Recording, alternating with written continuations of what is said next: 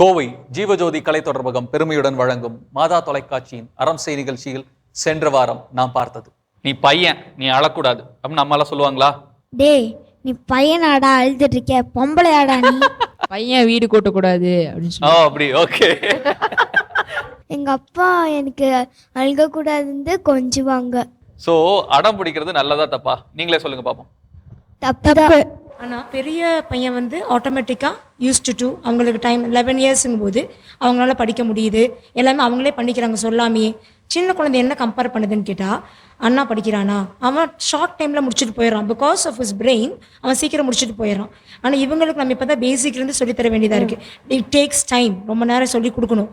ஆனால் அவங்க உட்காரவே மாட்டேங்கிறாங்க. கம்பேரிஷன். அறம் செய் நிகழ்ச்சி தொடர்கிறது, தொடர்ந்து பயணிப்போம். அது அடுத்தது பாத்தீங்கன்னா எல்லாருக்கும் அவங்கவுங்க டைம்ல பண்ணலாம். இப்போ சைக்கிள் கத்துக்கிட்டு நான் ஃபாஸ்டா கத்துக்கலாம், நீங்க ஸ்லோவா பண்ணிருக்கலாம். அப்போ சேம் டைம் நம்ம இந்த சின்ன குழந்தையும் ஸ்லோவா டைம் எடுக்கலாம். அப்படி இருக்கும்போது நம்ம டைம் செப்பரேட்டா நம்ம ஒதுக்கி வைக்கணும். அப்படின்னா அவனோட டைம் இல்லாம இப்போ பெரிய பையன் டியூஷனுக்கு போறான், இல்லை வேற எங்காரு கிளாஸுக்கு போறான்னா அந்த டைம்ல நீங்க சின்ன பாப்பாவை யூஸ் பண்ணி அந்த டைம்ல நீங்க படிக்க வச்சுக்கோங்க. ஸோ அவனோட டிஸ்டர்பன்ஸ் இருக்காது. இவன் எவ்வளவு நேரம் உட்காரான்னு கம்பேர் பண்ண மாட்டான். எப்போ நீங்க எப்பவுமே ரெண்டு கிட்ஸ் இருக்கும்போது டைம் செப்பரேட்டா ஸ்பெண்ட் பண்ணிக்கிங்க. ரொம்ப முக்கியம். அது பெரிய பாப்பாக்கு கொஞ்சம் டைம், சின்ன பாப்பாக்கு கொஞ்சம் டைம். ஸோ அப்போ அந்த ஒரு பாண்டிங் உங்களுக்கு பாப்பாக்கும் இன்க்ரீஸ் ஆகும்.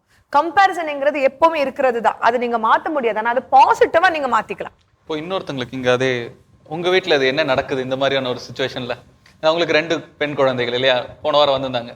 ஸோ அது அந்த இடத்துல என்ன மாதிரி நடந்துக்கிறாங்க அவங்க?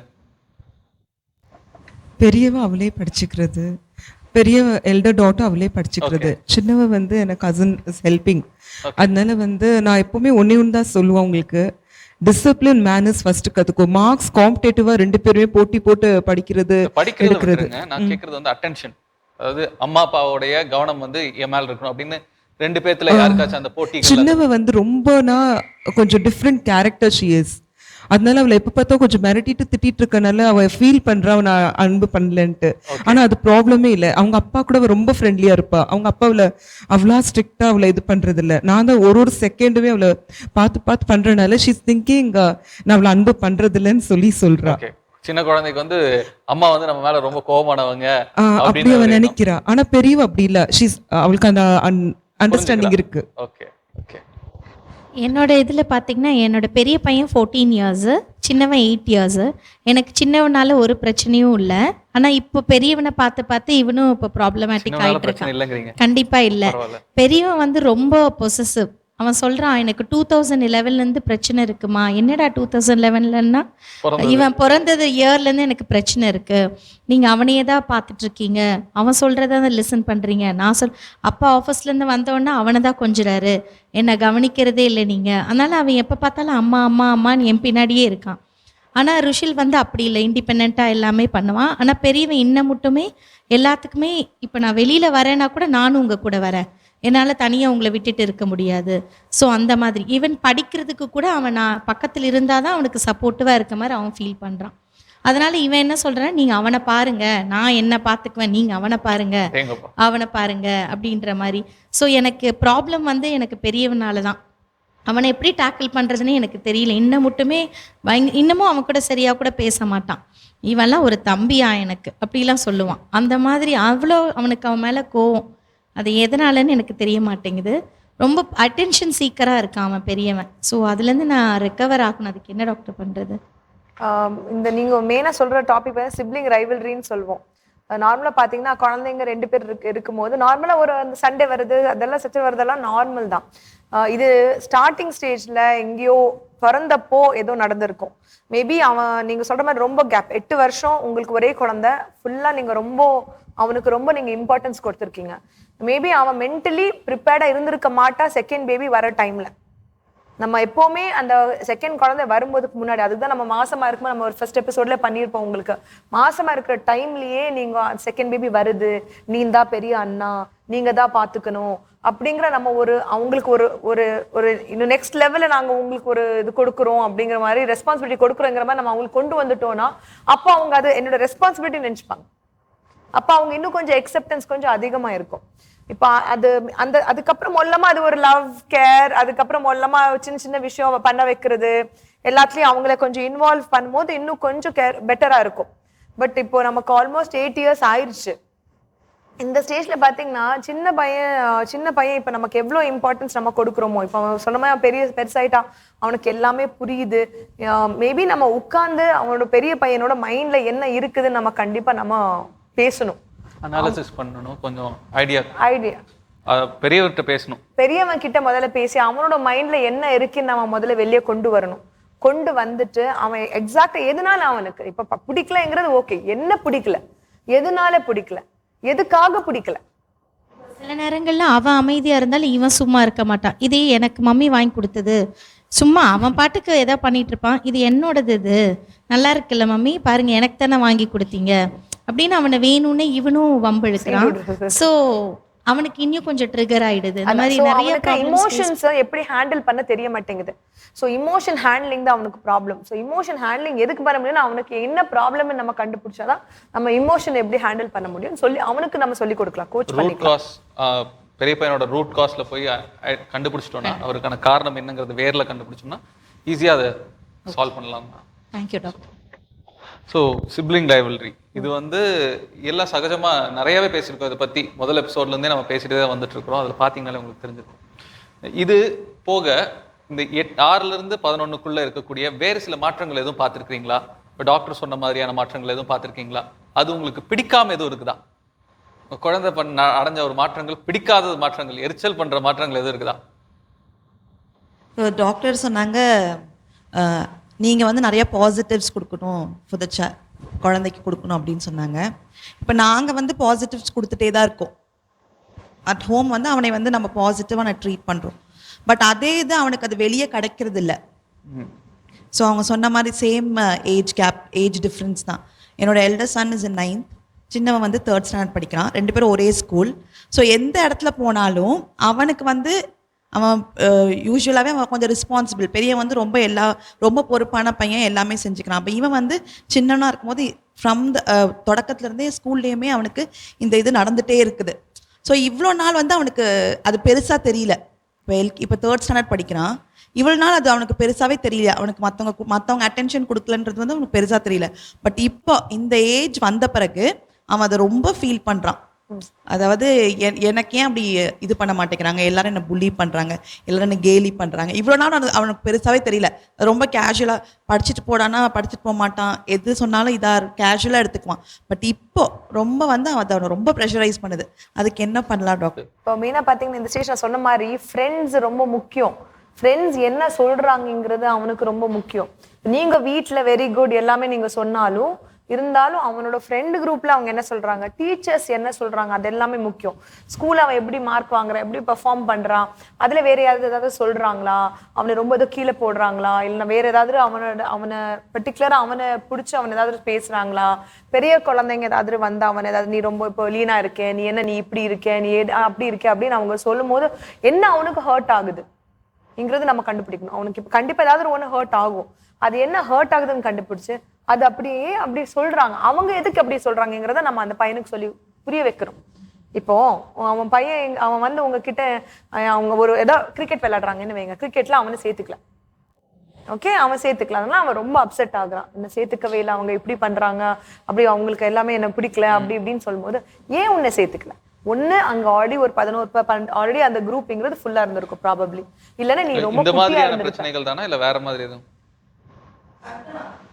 எல்லாமே சொல்லிடுவான் என்கிட்ட. இப்போ இந்த ஒரு விஷயத்து மட்டும் அவன் என்ன சொல்றான்னா, என்னை அங்கே எல்லாருமே வந்து என்னை கிண்டல் அடிக்கிறாங்க, என்னை இது பண்றாங்க. அப்போ நான் எதனால கிண்டல் அடிக்கிறாங்க அதை வந்து அவனுக்கு சொல்ல தெரியலையா இல்ல என்ன விருப்பப்படலையா அப்படின்னு எனக்கு தெரியல. நீங்க நார்மலா இந்த ஸ்டேஜ்ல நல்லா வரைவாங்க, நீங்க டிரா பண்ண, நீங்க இந்த மாதிரி இஷ்யூஸ் ஏதாவது சொல்ல மாட்டாங்க.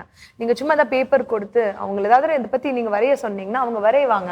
அதுல இருந்து நீங்க நல்லா பிக்கப் பண்ணிக்கலாம். அதுக்கு நீங்க ஸ்பெஷலிஸ்ட் கிட்ட போனீங்கனாலே, அடோலசன்ட் பீடியாட்ரிஷியன் நீங்க போனீங்கன்னா அவங்க கண்டிப்பா பார்த்துட்டு அந்த டிராயிங் வச்சு என்ன அவன் மைண்ட்ல என்ன ஹர்ட் ஆகுது, ஏதோ ஒன்று ஹர்ட் ஆயிட்டு இருக்கோம், அதுல இருந்து அவன் எப்படி மீட்டு வரலாம் அப்படிங்கறத கண்டிப்பா நம்ம அசஸ் பண்ணிக்கலாம். இல்ல ஒருவேளை அவன் பெரியவன் ரொம்ப பெர்ஃபெக்ட்னு எல்லாரும் சொல்றனால இவ இப்படி ஆயிட்டானா அது அப்படி இப்படி தெரியல. இருக்குமா? இல்ல இப்ப பெரியவன் இப்ப பெர்ஃபெக்ட்டா இருக்கிறாங்கிறத அவன் எக்ஸெப்ட் பண்ணணும். அவன் he's another boy altogether, he's not him இல்லீங்களா? அவன் பெரிய பையங்கிறது எங்க அண்ணா அப்படி இருக்கா. நீங்க முதல்ல அவன் கிட்ட நீ உங்க அண்ணா மாதிரி இருக்கணும்னு தேவையில்லை. அப்படி நான் சொல்றதும் இல்ல. அதான் சோ அதை நீங்க அவனுக்கு புரிய வைக்கணும். இல்ல அது நீங்க சொல்லலைன்னா கூட, சொல்லாம இருக்கிறது கூட ஒரு இதுல இல்ல வேற சொல்லுவேன், எல்லாரும் but சொல்லுவாங்க, அவனை கம்பேர் பண்றது இல்ல. ஆனா எல்லாருமே சொல்லுவாங்க இல்லீங்களா, அண்ணா இப்படி பண்ணிட்டாங்க. அதான் சொல்ல வரேன். நம்ம வீட்ல பண்ணலனாலும் சரௌண்டிங்ஸ்ல பண்ணும்போது அதை நம்ம எப்படி ஹேண்டில் அப்ப பண்றது? சரௌண்டிங்ஸ்ல சொல்லும் போது நீங்க அவனோட self esteem should be so high, அவனோட சுயமரியாதை அவ்வளவு ஹையா இருக்கணும். அவங்க அப்படி சொன்னாலும் பரவாயில்ல, அண்ணாங்கிறது எல்லாமே கரெக்டா கொண்டு வருவான், நான் இந்த விஷயத்துல நல்லா பண்ணுவேன் அப்படின்னு அவன் சொல்ற அளவுக்கு வரணும். அதுதான் கேட்க. பரவாயில்லையே, எங்க அண்ணா தானே, எங்க அண்ணா அது பண்றான், நான் இதுல நல்லா பண்றேன். சோ அவன் அந்த அளவுக்கு அவன் திருப்பி ரிட்டர்ன் ஆன்சர் கொடுக்குற மாதிரி இருக்கணும். அப்படியே ரொம்ப டல் ஆயிட்டானா அது அவனுக்கு எஃபெக்ட் ஆகுதுன்னு அர்த்தம். அப்போ அவன் பதில் சொல்றதுக்கான விதத்துல நீங்க அவனை மோல்டு பண்ணணுங்கிற. ஏன்னா இவ்வளோ நாள் நான் அதை ஃபேஸ் பண்ணவே இல்லை. அதாவது இப்போ நீங்க அந்த ஏஜ் டிஃப்ரென்ஸ் கேட்டீங்க இல்லையா, அதனால நான் சொல்றேன். இவ்வளோ நாள் அந்த ஒரு சுச்சுவேஷனே ஃபேஸ் பண்ணல. சோ அது எல்லாம் ரொம்ப ஜாலியா எடுத்துக்குவான். இப்போ அது அவனை ரொம்ப ஹர்ட் பண்ணது எனக்கு ஃபீல் ஆகுது. அவங்க identity, I am a boy, நான் அப்படிங்கிற ஒரு ஐடென்டிட்டி வந்துருவாங்க. இப்போ முன்னாடினா ஒரு எல்லாமே எல்லாம் கொடுத்துருவாங்க, அந்த ஒரு ஸ்டேஜ்ல விளையாட்டு தரமா. பட் இப்போ இந்த 7, 8, 9, 10க்குள்ள ஐ ஆம், இப்போ நான் ஐ எம் ஷில்பா, நான் இப்படி பண்ணுவேன், நான் இதுல நல்லா பண்றேன், அதுல நல்லா பண்ணுவேன், எனக்கு இந்த மாதிரி சாப்பாடு பிடிக்கும், ஐ எம் a girl. அது அவங்க ஒரு மாதிரி ஒரு கோட்டை மாதிரி கட்டிடுவாங்க. நான் தான் ராஜா, இது என்னோட கோட்டை, இது எல்லாமே.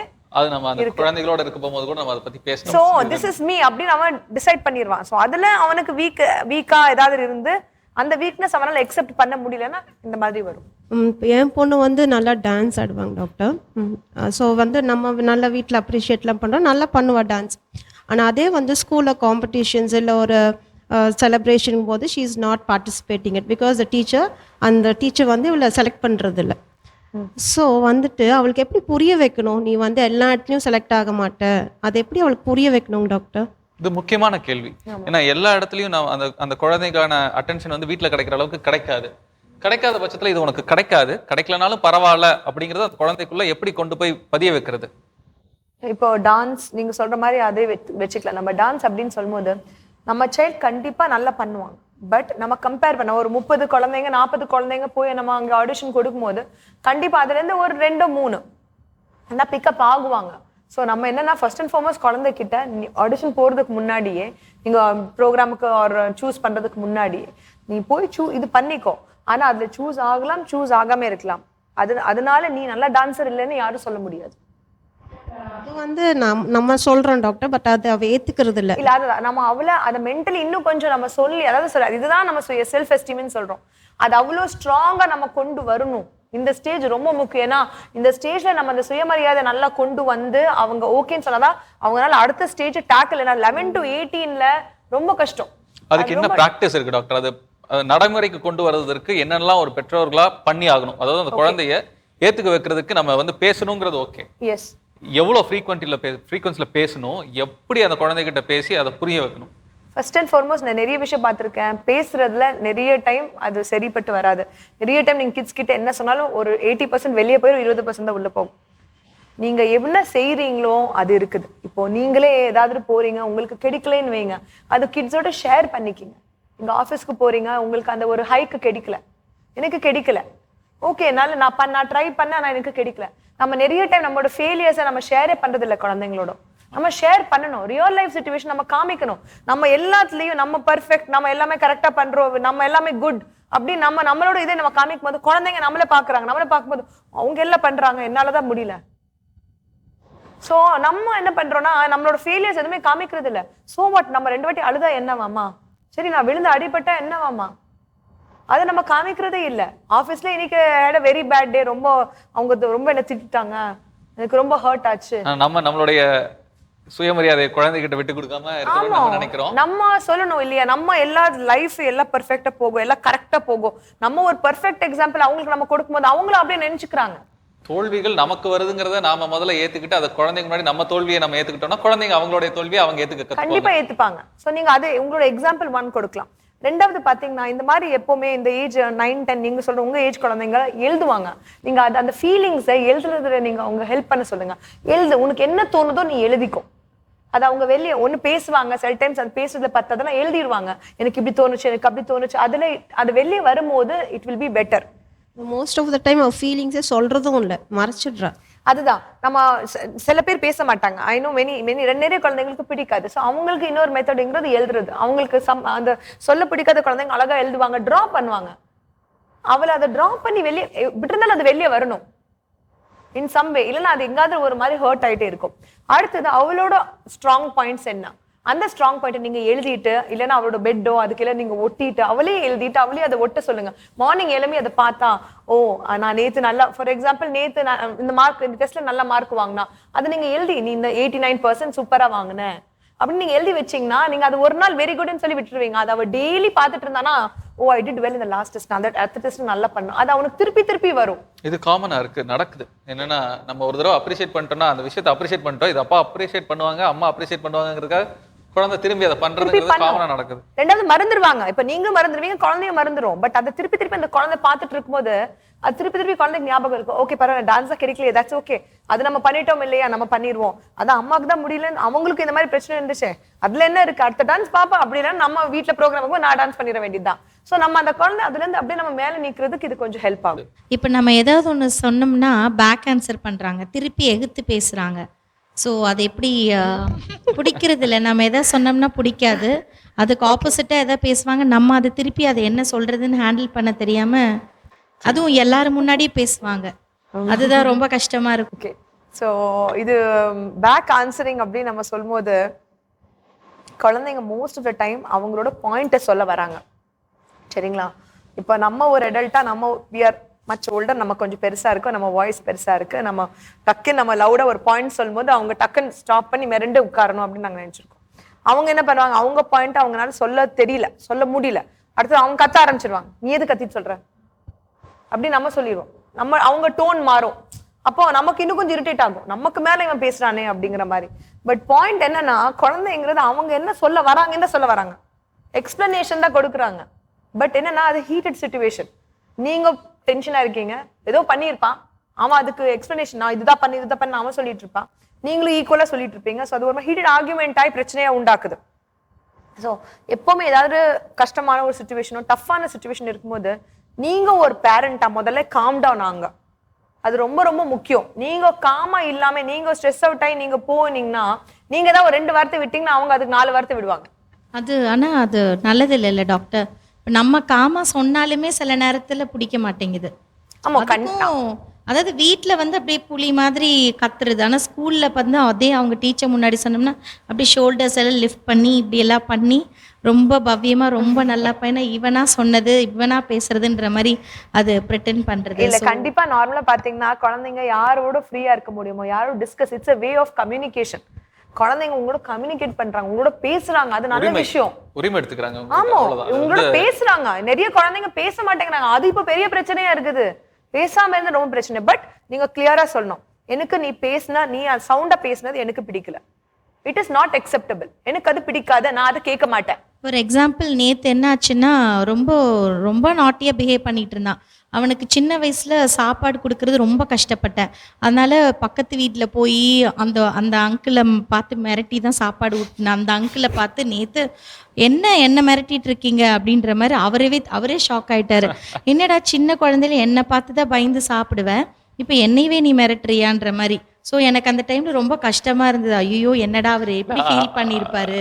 அது குழந்தைகளுடைய தன்மைங்கிறத அவங்க புரிஞ்சுக்குவாங்க. நமக்கு தான் வந்து ஐயோ நம்ம மரியாதை இல்லாம ஒருவேளை நம்ம குழந்தைக்கு நம்ம மரியாதை சொல்லி கொடுக்கலன்னு அவங்க தெரிஞ்சுக்குவாங்களாம் சொல்லி. ஆனால் உண்மை அது இல்லை, வெளியில் இருக்கவங்க புரிஞ்சுக்குவாங்க. மோஸ்ட் ஆஃப் த டைம் வந்து எல்லாம் புரிஞ்சுக்குவாங்க. பட் சில பேர் அதை தப்பா எடுத்துக்குவாங்க, என்ன வளர்த்திருக்காங்க குழந்தைய அப்படின்னு. அந்த இடத்துல நமக்கு ஹர்ட் ஆகும். என்ன ஒரு ஆஸ் அ பேரண்ட் அப்போ you have to correct the child. இப்போ குழந்தை ஏதாவது சொல்லுதுன்னு வைங்க, டக்குன்னு ரிட்டர்ன் பண்ணும்போது அப்போதைக்காக்கும் எனக்கு அந்த வாய்ஸ் அந்த டோன் பிடிக்கும், நீ அந்த லவுடா பேசக்கூடாது. எதுனாலும் பொறுமையா மொல்லமா என்ன நான் உட்கார்றேன், நீ என்னை பார்த்து பேசு. அது நீங்க ஒரு 4-5 வாட்டி உங்க கான்வர்சேஷன் நீங்க கொண்டு வந்துட்டீங்கன்னா அடுத்த வாட்டி அவனே காம் டவுன் ஆயிடுவான்.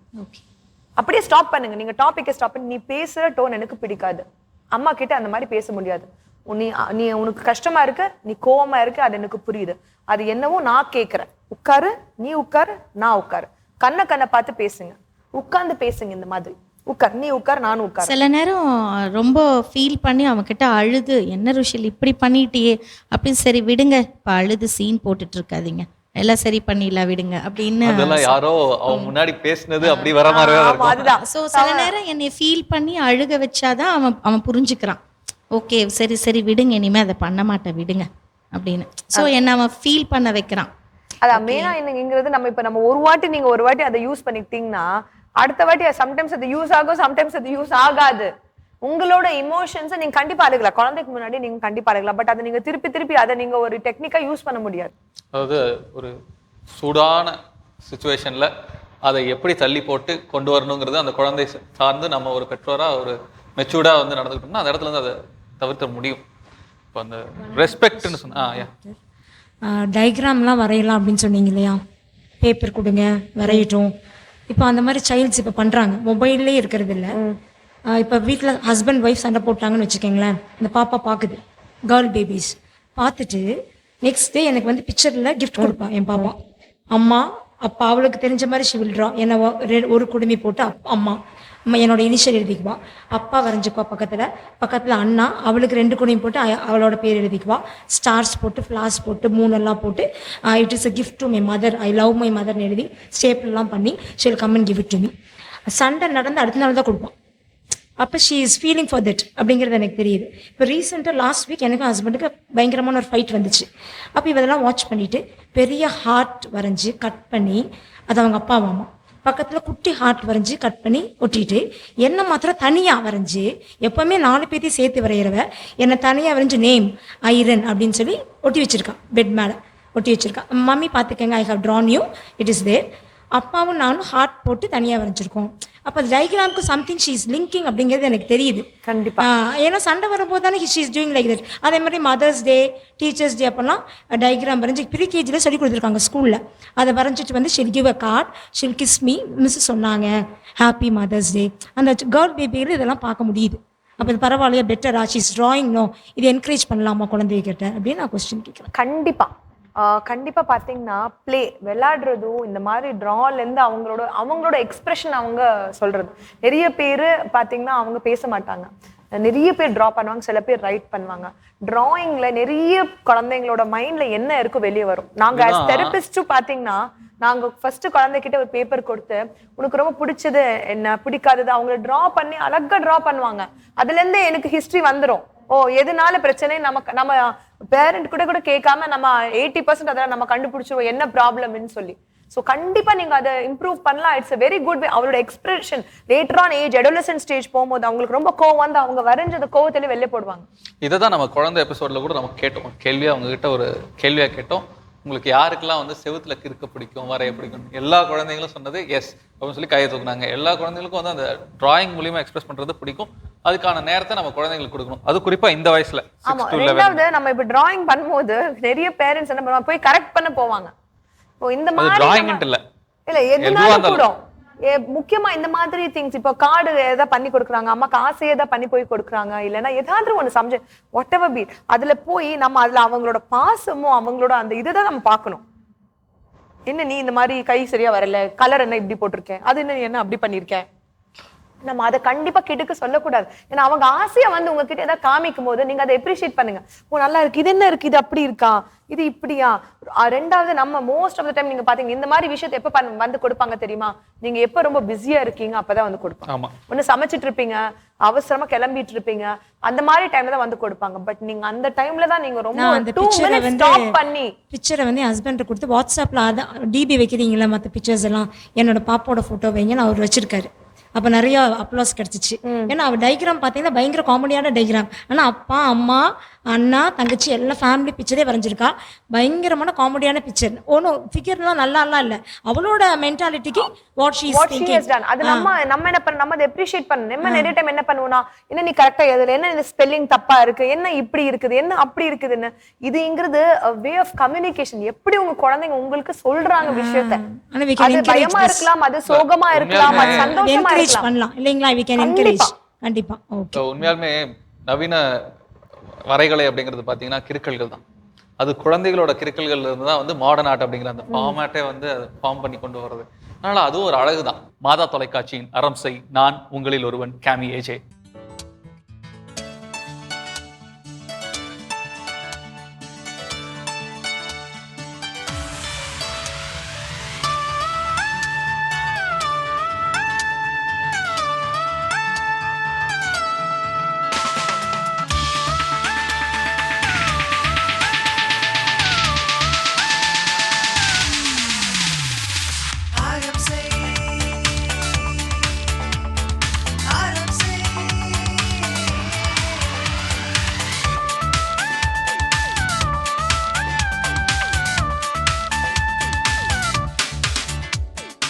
I am saying